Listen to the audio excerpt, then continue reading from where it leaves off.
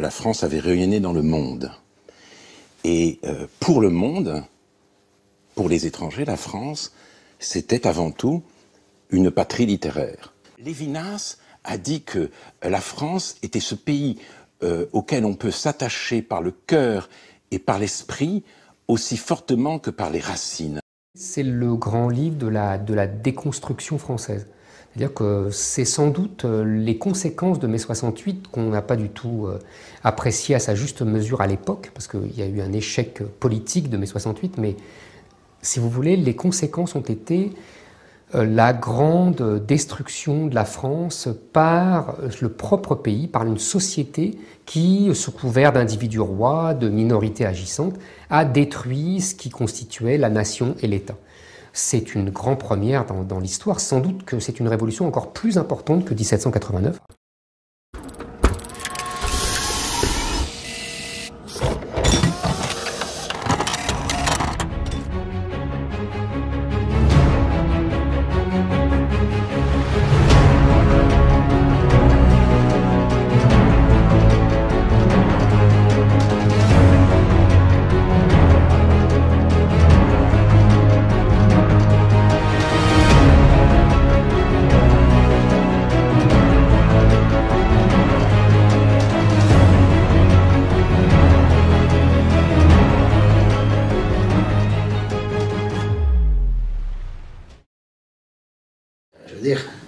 À un moment donné, il me semble que les Français doivent se poser la question, est-ce ainsi qu'on veut vivre?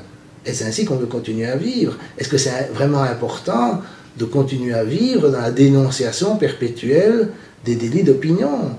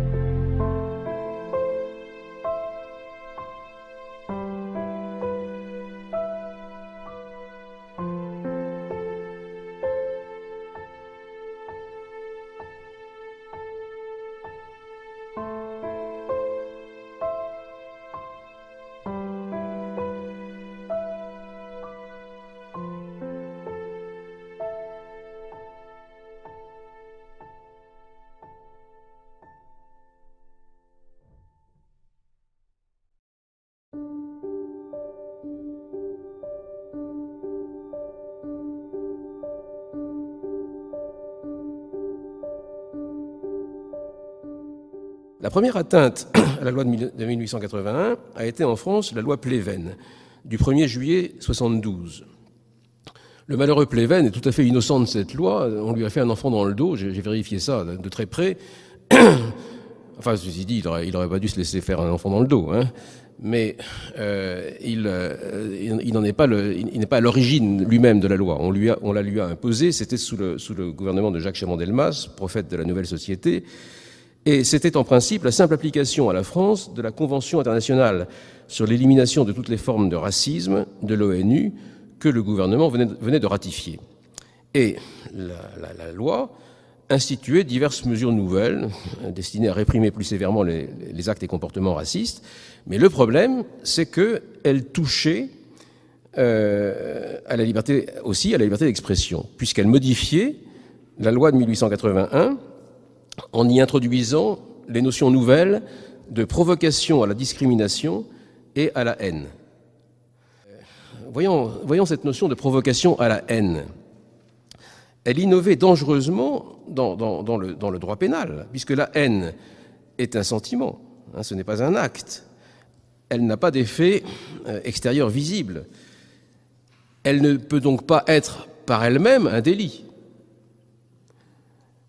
Et si elle n'est pas un délit, comment le fait d'y provoquer pourrait-il l'être ? Constituer la haine en délit revenait donc à faire sanctionner par le droit pénal des faits plus ou moins inconsistants et indémontrables. Et cela constituait un glissement fâcheux par rapport à la notion traditionnelle, elle, d'incitation à la violence, puisque la violence est un acte visible et extérieur, et si l'on peut montrer que le violent a agi après avoir entendu ou lu certains propos, on pourra soutenir que l'auteur des propos en question porte une part de responsabilité dans le délit lui-même. Mais étant donné que la haine, elle, n'est pas visible tant qu'elle ne s'est pas traduite en acte, l'incitation à la haine ne pourra être elle-même que supposée, supputée, de façon essentiellement subjective et arbitraire.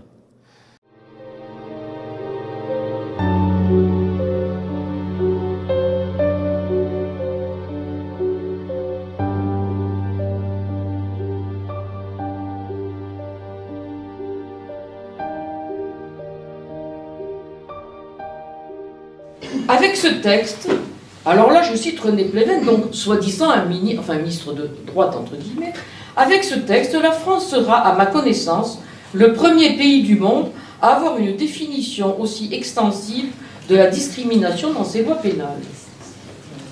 Ça, c'est du René Pleven.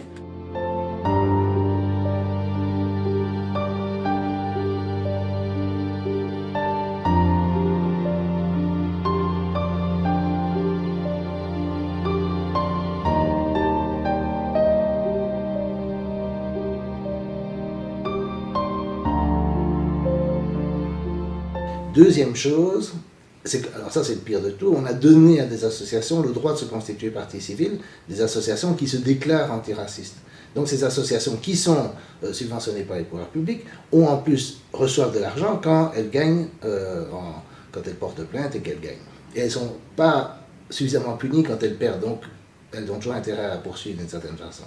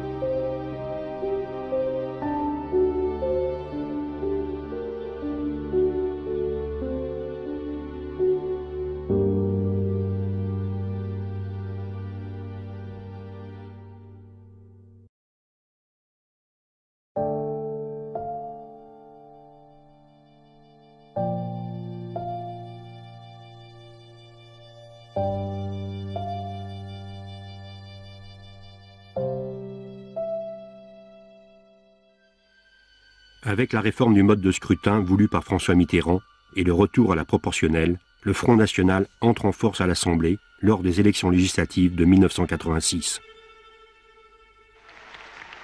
L'opposition de droite, emmenée par Jacques Chirac, l'emporte de justesse. Pour la deuxième fois, Chirac s'installe à Matignon.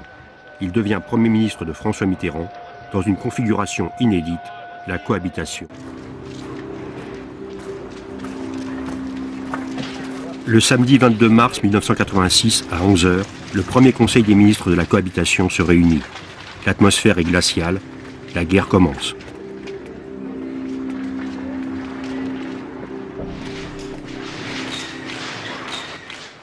L'atmosphère était très pesante. François Mitterrand le ressentait comme une espèce de situation où il était cerné et entendait bien le montrer au pays. C'est pas l'atmosphère qui m'a impressionné, que le fait qu'au bout d'un quart d'heure, si j'ose dire, l'affaire de la cohabitation était réglée. Il y en avait un qui dominait, c'était Mitterrand, et puis tous les autres qui étaient là à attendre que la foudre leur tombe sur la tête. C'est extraordinaire, comme par sa personnalité, par son regard, par ce qu'il était. C'est vraiment admirable. Il était tout seul, on était 40 autour de lui. Et c'est nous qui nous sentions les intrus, et lui qui était chez lui.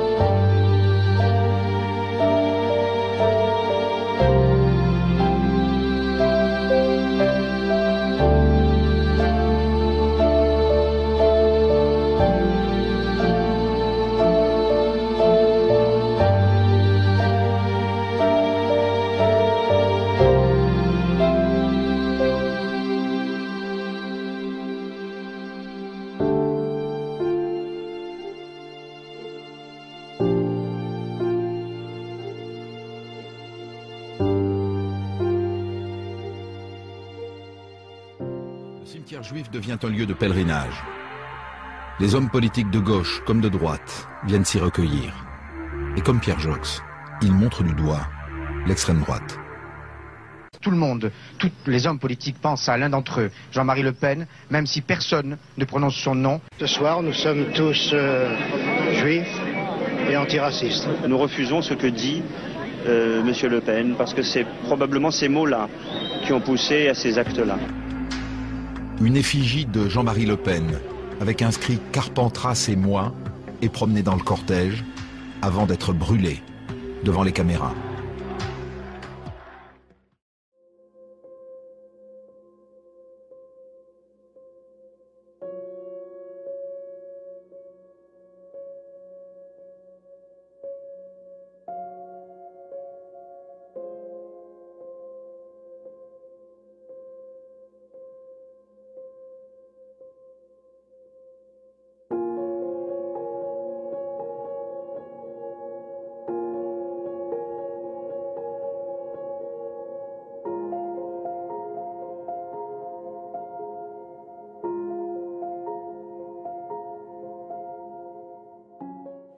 Et ce qui était alors inexact et faux du point de vue de l'analyse politique, c'était de nous dire que le lepénisme était un fascisme. On est d'accord. Le lepénisme est un mouvement d'extrême droite, à tendance xénophobe, extrêmement autoritaire, dont je critique l'essentiel des thèmes, en tout cas des analyses. Pour les thèmes, on peut toujours discuter. Mais ça n'est pas un mouvement fasciste. C'est évident. Bon. Et en tout cas, il n'y avait pas de péril fasciste en France.